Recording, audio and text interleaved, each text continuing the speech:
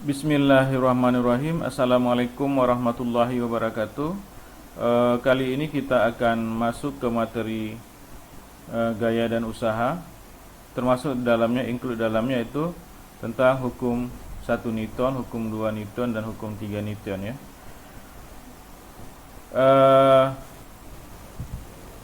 Perhatikan gambar yang ada. Satu, tariklah sebuah buku di atas meja. Kalau kalian coba menarik sebuah buku, kemudian doronglah sebuah pensil di atas meja. Kalau ada pensil di atas meja kalian, di dekat kalian, kemudian lengkungkanlah kedua ujung penggaris plastik. Apabila kalian memiliki penggaris plastik, nah yang pertama, tariklah sebuah buku yang ada di meja kalian atau di dekat kalian, kalian tarik, apa yang terjadi. Kemudian kalau pensil kalian dorong ke depan, apa yang terjadi. Kemudian kalian lengkungkan penggaris plastik, dia akan melengkung.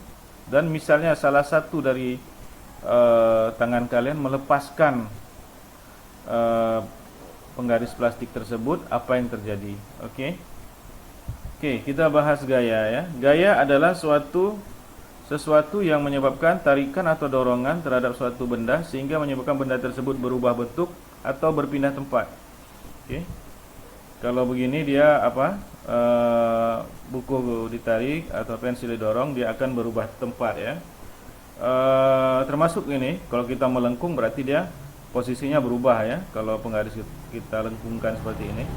Oke. Kemudian apa yang bisa berubah bentuk? Berubah bentuk. Ya ini ya. Jadi apa itu?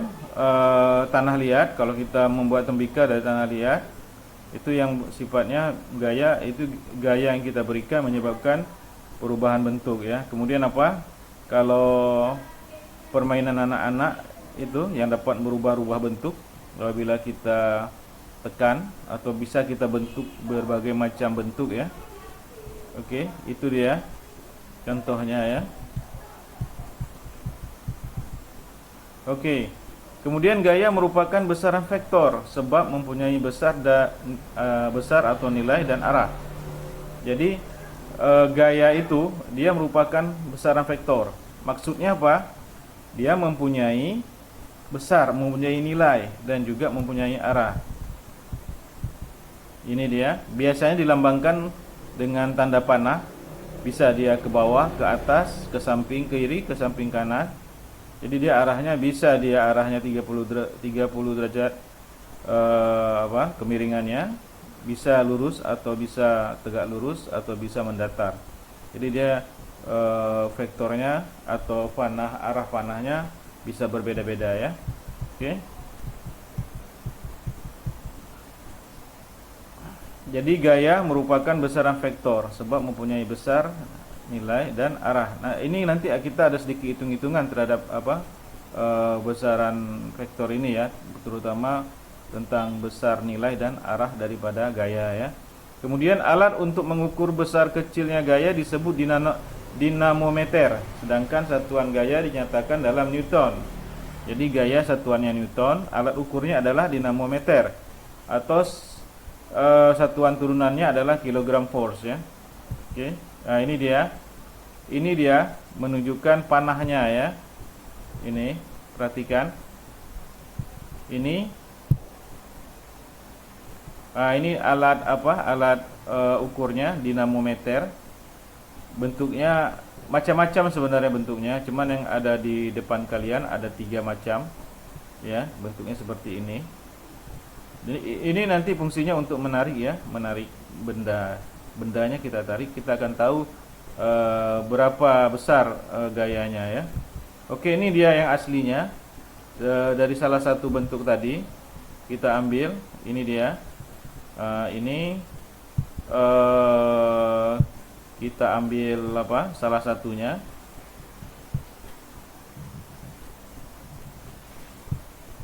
Ini kita ambil salah satunya yang ini ya, yang ini. Perhatikan, ini dia. Ukurannya beda-beda ya, beda-beda alat-alat. Kalau memang alatnya barang yang kita ingin ukur dia lebih berat, masanya lebih besar, kita bisa pakai bisa pakai yang lebih besar, yang ini ya, yang G lebih besar, yaitu 100 Newton ya. Atau yang kalau barangnya atau benda yang ingin kita ukur adalah kecil saja, kita bisa pakai yang A, yang skalanya 0,2 Newton ya. Oke, bisa ya. Jadi alat untuk mengukur besar kecilnya gaya disebut dinamometer. Kalian sudah tahu bentuknya. Ada 3 macam yang kita punya. Sebenarnya bentuknya macam-macam, cuman yang gambar aslinya tadi ada yang satu macam yang memanjang tadi ya. Sedangkan satuan gaya dinyatakan dalam Newton ya, sesuai dengan nama yang penemunya ya. Atau satuan turunannya adalah kilogram force ya. Oke.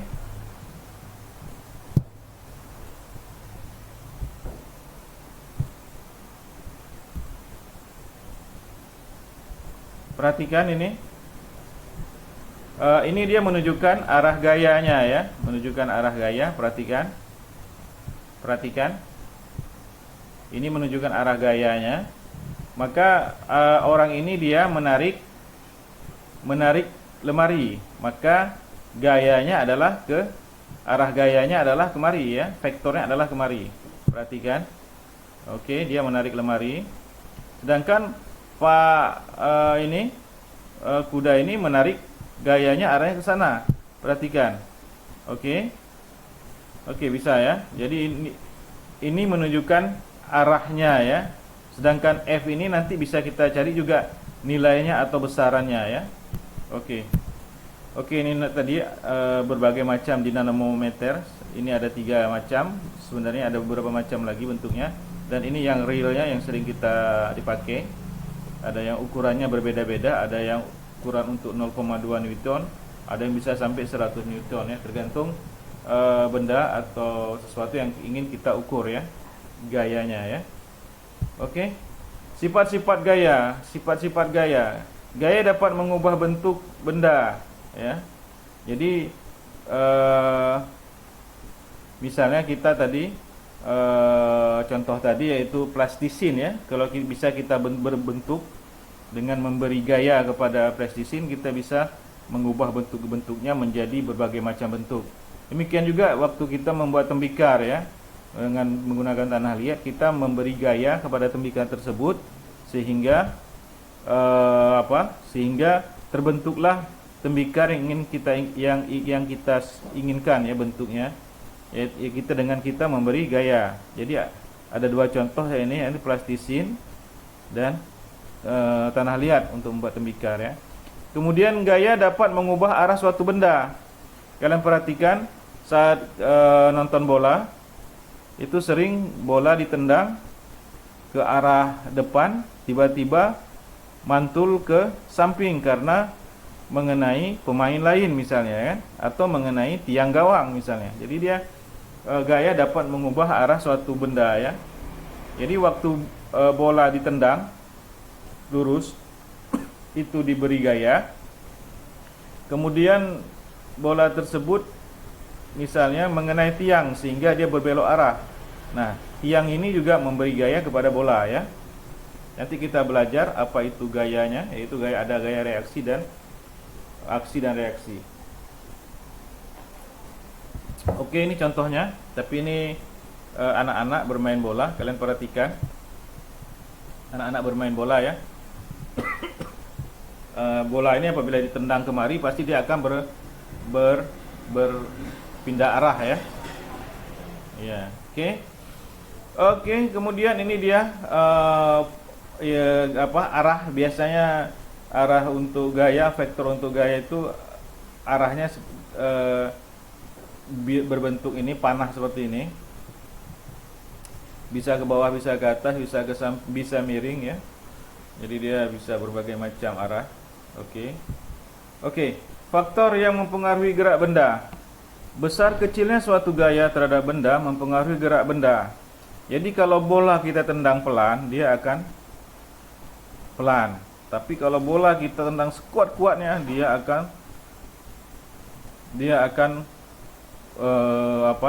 akan bergerak sangat kencang ya. Jadi sesuai dengan gaya yang kita berikan. Jadi besar kecilnya suatu gaya terhadap benda mempengaruhi gerak benda tersebut.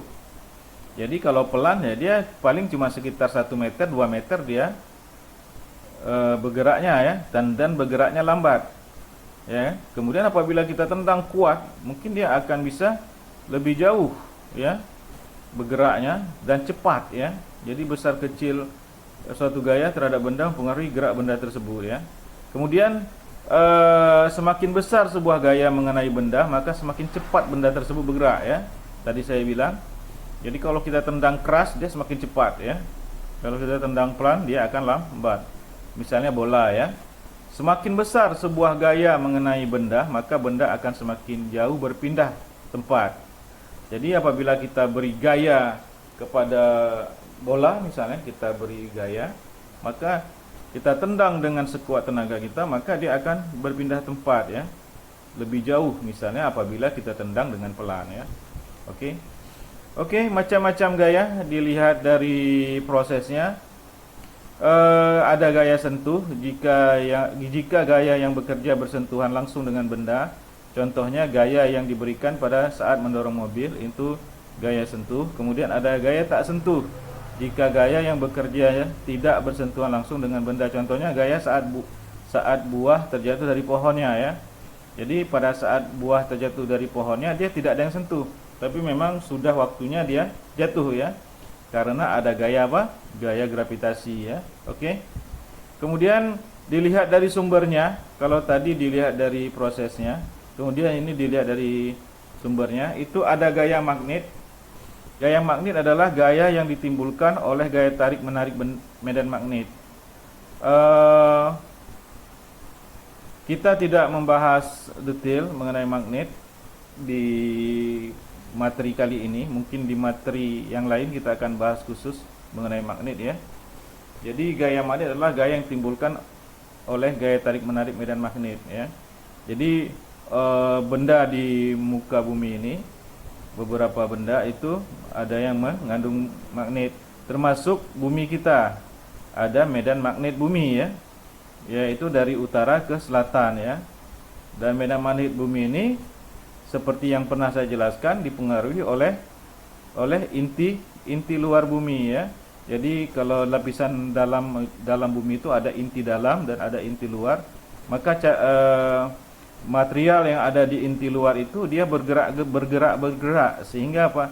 Sehingga menyebabkan medan magnet bumi juga bisa berubah-ubah ya. Seperti saat ini posisi medan magnet bumi dari tadinya di Alaska sekarang sudah bergeser ke wilayah Rusia ya, wilayah Siberia ya. Jadi tapi masih di kutub utara ya, masih di sekitar kutub utara. Dari dulunya posisinya di Alaska, sekarang bergeser ke Siberia, tapi daerah di Rusia. Kalau Alaska di daerah di Kanada dan Amerika, sedangkan kalau Siberia itu daerah Rusia di dekat kutub utara ya.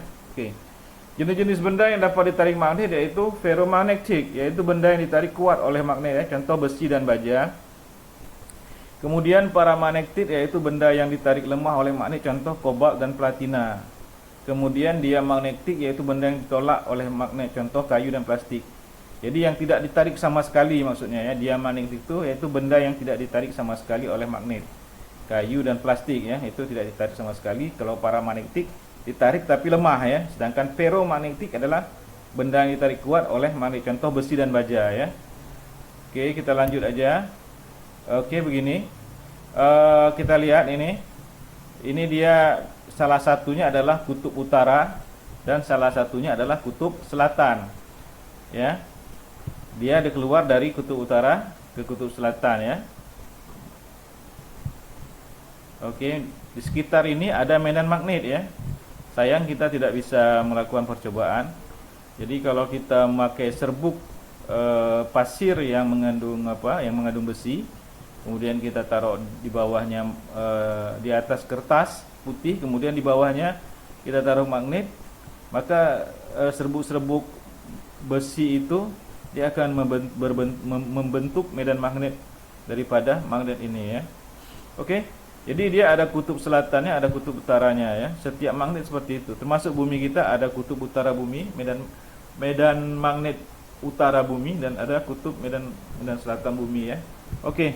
Medan magnet adalah daerah yang terdapat pengaruh gaya magnet ya. Jadi seperti saya bilang tadi, harusnya kita buat percobaan di sini dengan magnet, kemudian kita berikan kertas, kemudian di atas kertas kita tabur pasir besi, maka kita akan bisa melihat ya, melihat bentuk dari medan magnet tersebut. Ya, berupa garis-garis ya, berupa garis-garis. Ya. Kalau medan magnet bumi itu dari utara ke selatan ya. Itulah yang menghalangi sinar matahari langsung menembus ke bumi ya, karena dihalau oleh medan magnet bumi ya. Kalau tidak mungkin kehidupan di bumi bisa terancam ya oleh matahari ya. Tapi dengan adanya medan magnet bumi, maka cahaya matahari yang mengandung banyak hal yang berbahaya untuk kehidupan di bumi dapat ditangkis oleh medan magnet bumi. Oke, jadi seperti saya jelaskan tadi, dari mana asal medan magnet bumi, yaitu karena di inti bumi itu mengandung besi ya, terutama inti luar ya, yang selalu bergerak ya. Ya, itu yang menyebabkan medan magnet bumi juga bergerak, dan itulah yang melindungi, medan magnet bumi inilah yang melindungi bumi dari terpaan matahari ya, sinar-sinar kosmis dari luar ya, terutama dari matahari. Oke, medan magnet adalah daerah yang terdapat pengaruh magnet, gaya magnet. Kutub magnet adalah daerah yang mempunyai gaya magnet paling besar ya. Jadi kalau kita coba di sini, nah, ini dia kalau kita ambil paku ini, kita lengketkan kemari, dia akan langsung lengket dengan kerasnya. Tapi kalau kita geser,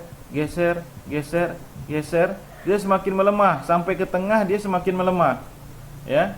Tapi kemudian begitu kita pindahin kemari lagi paku tersebut, makin ke atas lengketnya semakin kuat ya. Itu artinya apa? Kutub magnet daerah yang mempunyai gaya magnet paling besar ya. Cara membuat magnet, harusnya kita melakukan praktikum ini. Cuman kondisi seperti ini, jadi kita agak kesulitan. Jadi kita belajar teorinya aja. Jadi ada beberapa cara untuk membuat magnet. Pertama yaitu elektromagnet ya, yaitu cara membuat magnet dengan mengalirkan arus listrik melalui bahan yang dililit pada batang atau baja. Biasanya kita ambil paku, kemudian paku itu kita lilit dengan kawat ya, dengan kawat. Kemudian kawat tersebut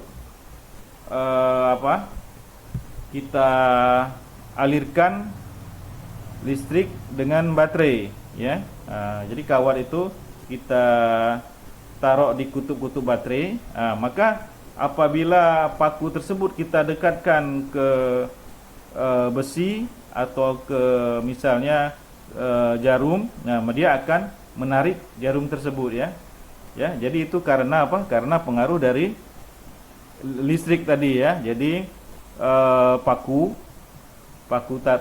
kemudian pas kita ambil salah satu paku ini, kemudian kita lilitkan pakai kawat di sini ya. Kita lilitkan satu paku ini, kemudian kawat tersebut yang bawah kita tempelkan ke salah satu kutub baterai, terus yang atas pun kita tempelkan ke salah satu kutub baterai, sehingga dia mengalirkan listrik ya di kawat tersebut. Maka pada saat kita dekatkan dia dengan pentul atau dengan jarum atau dengan besi lainnya, besi-besi kecil lainnya, dia akan menariknya ya. Dia akan berubah, paku ini akan berubah menjadi magnet karena dialiri oleh listrik, arus listrik ya. Oke. Kemudian induksi, yaitu meletakkan benda atau besi atau baja pada daerah medan magnet. Jadi kalau kita ada besi yang tidak bermagnet ya, ada besi yang tidak bermagnet ya. Misalnya kita ada besi yang tidak misalnya ini dia paku ini dia tidak mengandung magnet. Kemudian kita tempelkan ke magnet ini, ya. Kemudian paku ini kita dekatkan dengan jarum atau dengan besi atau dengan besi-besi kecil, jarum atau pentul atau apa saja yang kecil-kecil, dia akan menarik ya. Dia akan berubah menjadi magnet ya. Karena magnet yang ini ya, yang melekat dengan paku ini, dia menyebabkan paku ini juga mengandung magnet, sehingga benda-benda yang ada yang kita dekatkan dia akan ditarik ya. Jadi itu tadi dia. Jadi kalau yang pertama tadi paku atau apa saja kita lilitkan dengan kawat, kemudian kawat itu kita hubungkan dengan baterai atau dengan sumber arus listrik, maka dia akan berubah menjadi magnet. Kemudian satu lagi yaitu induksi. Induksi adalah benda yang tidak mengandung magnet kita tempelkan dengan magnet, kemudian benda itu kita dekatkan sama benda-benda besi atau benda-benda yang ferromagnetik yang gampang ditarik oleh magnet, maka dia akan ketarik ya. Yang tadinya tidak mengandung magnet, begitu kita tempel dengan magnet, maka dia akan menjadi magnet ya, akan menarik. Bisa dibayangin ya.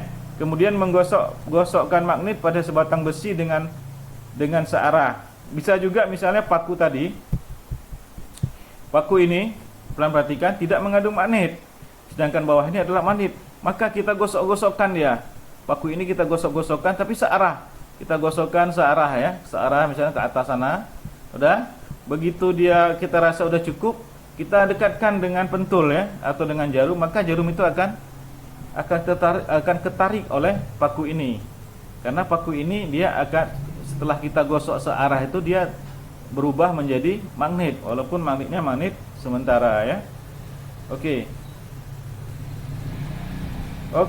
Cara menghilangkan sifat magnet ya, magnet dipukul-pukul, tapi ini untuk menghilangkan sifat magnet yang sementara ya, maksudnya magnet yang sementara seperti yang tiga tadi ya, seperti yang tiga tadi ini, yang elektromagnetik ya, kemudian yang induksi, kemudian dengan menggosok-gosokkan ini, itu cara menghilangkannya dengan dipukul-pukul. Tapi kalau dia memang magnet alami tidak bisa ya, dia tetap bersifat tetap ya, magnet bersifat tetap. Ini untuk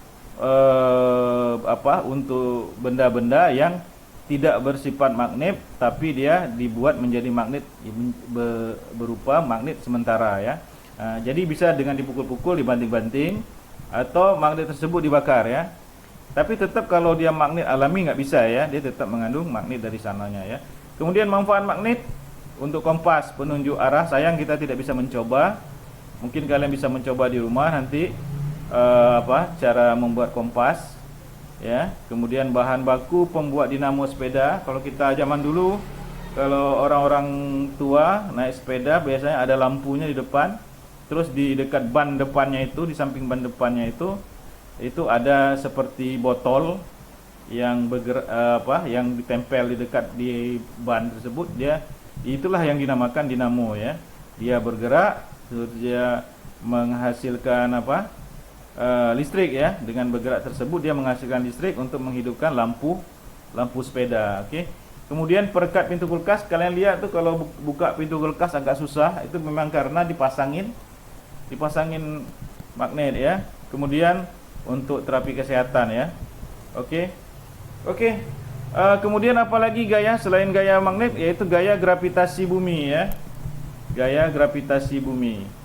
Tadi dilihat dari sumbernya gaya magnet, kemudian gaya gravitasi bumi. Kita lihat ada pohon, kalau tiba-tiba buahnya jatuhnya bukan ke langit ya, tapi jatuhnya ke bumi karena ada gravitasi bumi ya. G sama dengan 9,8 kita bulatkan ya.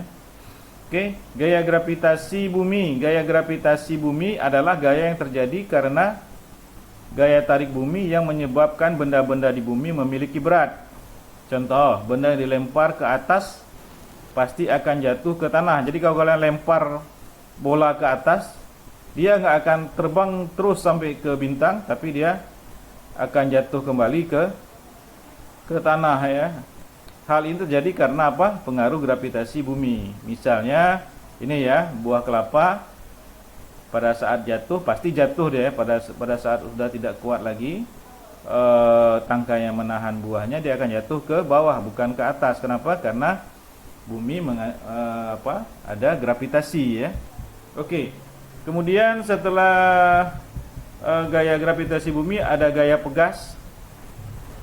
Gaya pegas adalah gaya yang terjadi karena kekuatan yang dihasilkan oleh pegas. Misalnya kalian pernah main ketepel? Pernah ya. Jadi kalau kita mau menembak burung, maka ketepelnya kita kasih batu, kemudian kita tarik kuat-kuat, kemudian kita lepas. Nah, itulah dia namanya pegas. Ya. Atau kalau kita ingin memanah, mungkin kita sering lihat di perlombaan memanah, maka busur itu dipasangin anak panah, kemudian anak panahnya ditarik, nah kemudian baru dilepas. Nah, itulah yang disebut pegas ya. Jadi gaya pegas adalah gaya yang terjadi karena kekuatan yang dihasilkan oleh pegas, benda elastis ya. Oke. Termasuk tadi ya, penggaris yang kita bengkokkan kemudian kita lepas, itu juga pegas ya. Itu juga gaya pegas. Oke, ini dia ya. Ini dia karet gelang, bisa kita tembak cicak pakai karet gelang. Itu juga termasuk kita memberi gaya pegas kepada karet tersebut ya. Karet kita tarik, kita lihat cicak, kemudian kita lepas, plak, kena cicaknya ya kan. Karena apa? Karetnya kita beli gaya pegas. Kemudian ini juga per kita dorong kemari, begitu kita lepas bolanya langsung kena ke arah kita ya. Nah, ini tadi penggaris ya.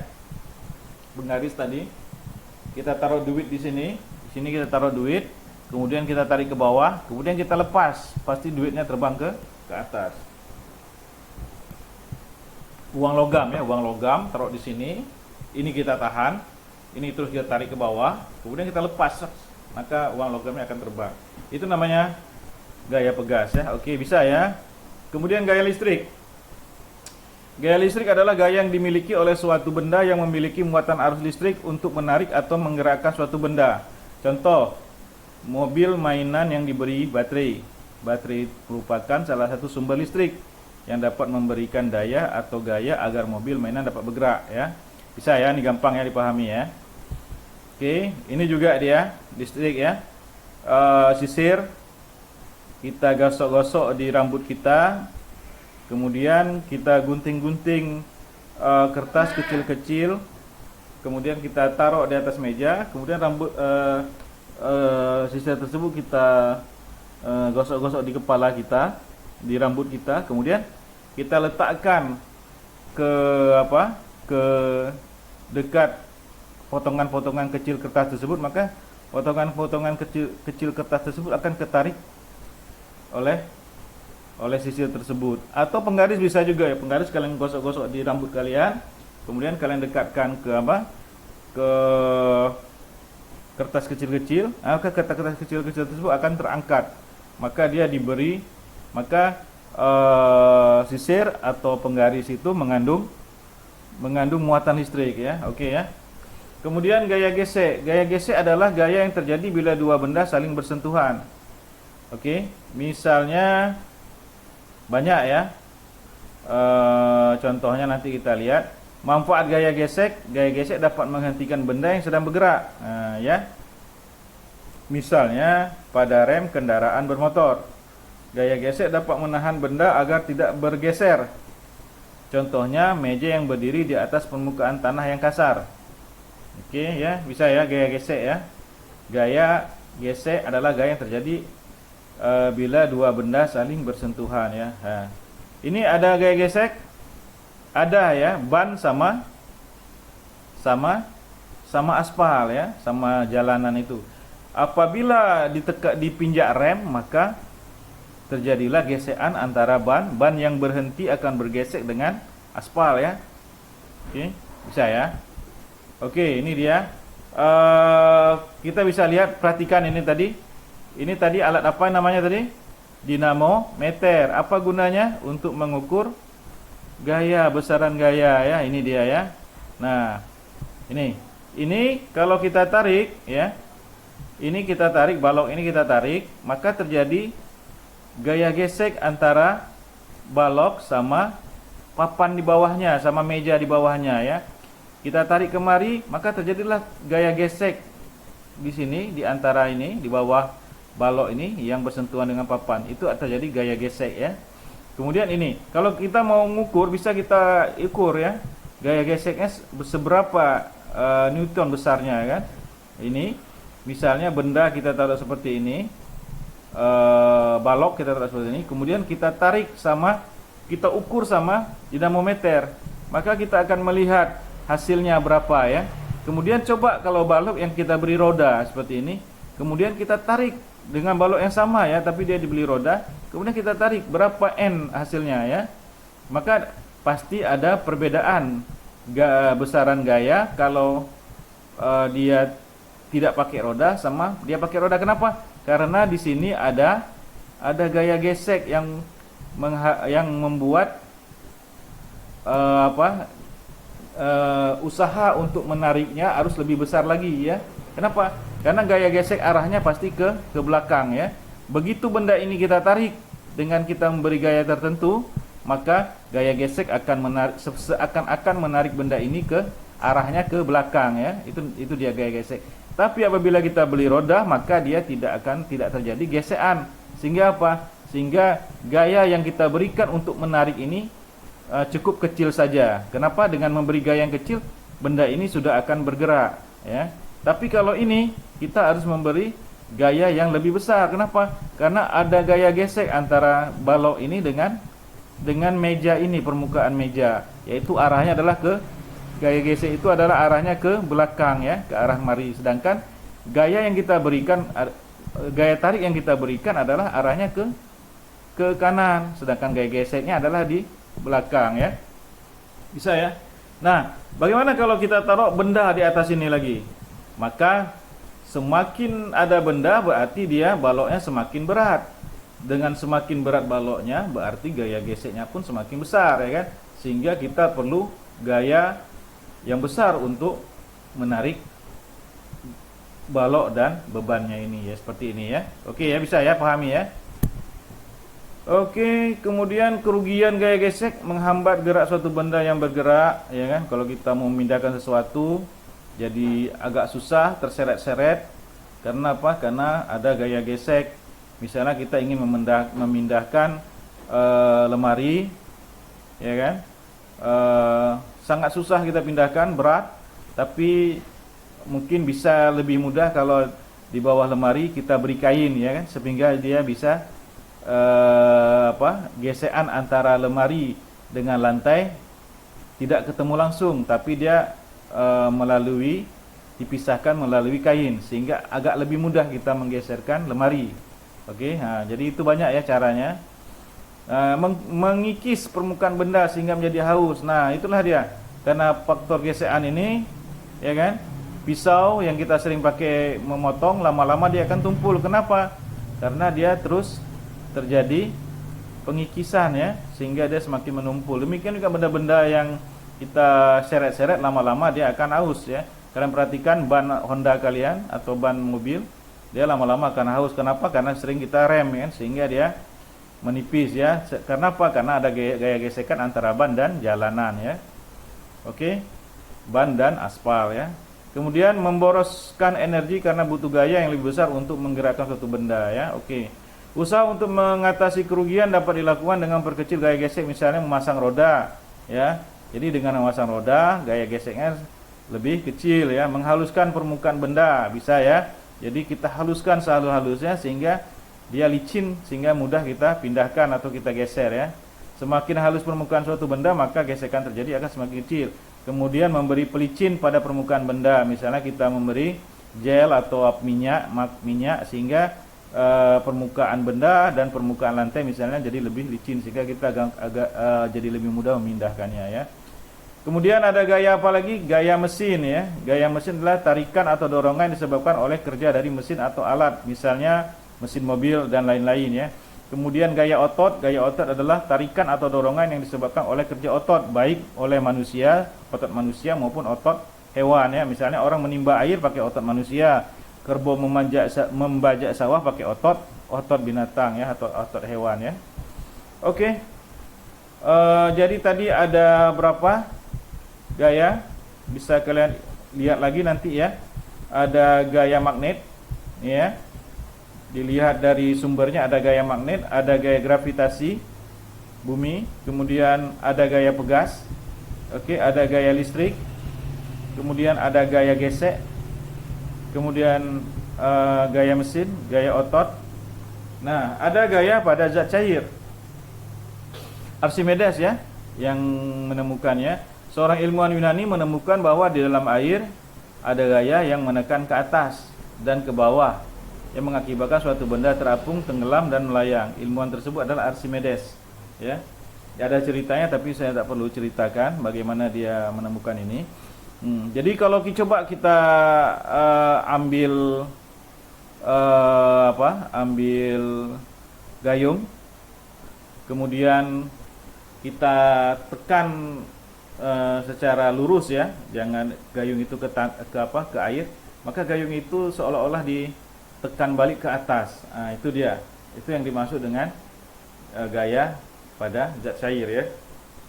Oke, bunyi hukum Archimedes adalah jika suatu benda dicelupkan sebagian atau seluruhnya ke dalam zat cair, benda tersebut akan mendapat gaya ke atas ya, sebesar zat cair yang mengalami perubahan volume. Oke, mereka udah hitung-hitungan ya, sehingga mereka bisa mengeluarkan statement seperti ini ya. Jadi kita coba aja, misalnya kita ambil tutup panci, kemudian kita taruh di atas bak mandi, kemudian kita tekan, ya susah ya kan? Nah, oke, itulah dia ya, gaya seolah-olah ada yang mendorong tutup panci tersebut ke atas ya, padahal kita yang berusaha untuk mendorong ke dalam air, jadi lebih susah ya masuk ke dalam airnya. Oke. Benda terapung. Benda dikatakan terapung jika sebagian benda berada di atas permukaan air dan sebagian lagi masuk di air ya. Bisa ya, ini gampang ya, bisa dipahami ya. Benda yang dapat terapung disebabkan oleh berat jenis benda lebih kecil dari berat jenis air. Ya, misalnya kayu, terus kulit kelapa, sabut tuh ya, itu dia terapung. Kemudian apa lagi tuh? Untuk bungkus-bungkus barang-barang elektronika, gabus ya, itu juga dia berat jenisnya lebih kecil daripada air sehingga dia terapung ya. Kalau berat jenisnya sama dengan air, berarti dia akan melayang-layang ya, benda melayang-layang ya. Benda dikatakan melayang jika seluruh permukaan benda tidak tenggelam dan tidak terapung, atau benda berada di tengah-tengah zat cair. Benda dapat melayang disebabkan berat jenis benda sama dengan berat jenis zat cair. Jadi kalau berat jenis benda lebih kecil dari zat cair, dari berat jenis zat cair, maka dia akan terapung. Tapi apabila dia sama ya, berat jenis benda sama dengan berat jenis zat cair, maka dia akan melayang. Dia tengah-tengah air ya. Kalau kita lihat bak mandi itu dia di tengah-tengah, tidak sampai ke atas pun tidak tenggelam ke bawah ya. Kemudian benda tenggelam apabila massa jenis zat cairnya, massa jenis bendanya lebih besar daripada massa jenis zat cair. Seperti batu langsung tenggelam kan? Batu massa jenis zatnya lebih besar daripada massa jenis zat cair ya. Air misalnya ya, dia akan pasti langsung tenggelam kalau batu. Oke, ini dia bentuknya. Yang terapung ini berarti massa jenis ini yang terapung, massa jenis air, massa jenis benda lebih kecil daripada massa jenis air atau zat cair. Kalau yang melayang-layang, massa jenis benda sama dengan massa jenis zat cair atau air ya. Dia melayang-layang tengah-tengah. Sedangkan kalau massa jenis benda lebih besar daripada massa jenis air, maka dia akan langsung tenggelam. Bisa ya? Oke. Kita cukupkan dulu sebelum kita masuk ke materi selanjutnya, yaitu hukum Newton. Kita cukupkan dulu agar mudah untuk di videonya untuk dikirim, sehingga tidak berat nanti pada saat kalian mendownloadnya atau ingin membukanya. Baiklah, kalau ada penjelasan yang masih kurang jelas, boleh ditanyakan ke saya lewat WA, biar saya jelaskan lagi, baik saya jelaskan secara langsung maupun lewat media video juga ya. Oke, kita tutup dulu. Nanti kita akan sambung lagi. Assalamualaikum warahmatullahi wabarakatuh.